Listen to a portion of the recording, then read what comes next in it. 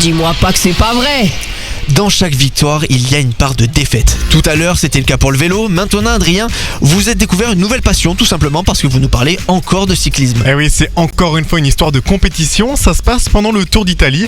Un athlète va vivre l'ascenseur émotionnel le plus rapide et le plus fort de sa carrière. Il s'appelle Binyam Girmay et court pour son pays, l'Érythrée. On sait pas trop le placer sur la carte du monde. Tout ce que je peux vous dire, c'est que c'est en Afrique de l'Est à peu près. Merci. Collé à la mer.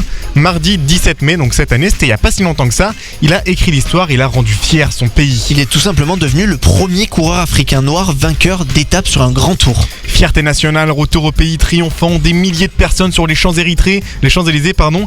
À ce moment-là, on est au point. À ce moment-là, on est au. Ouais, c'est moi, je suis l'auteur. À ce moment-là, on est au point culminant de sa carrière. Il peut pas rêver mieux. Et après avoir gagné son étape du Giro, le Tour d'Italie, donc, il a la remise des trophées, du maillot jaune, maillot à pois, etc. Et traditionnellement, pendant cette cérémonie, on ouvre du. Oh, champagne! Champagne. Bon là c'était du Prosecco, avec c'est un modération, poil, bien sûr. évidemment. Du Prosecco, donc un poil moins de budget que d'habitude les Italiens.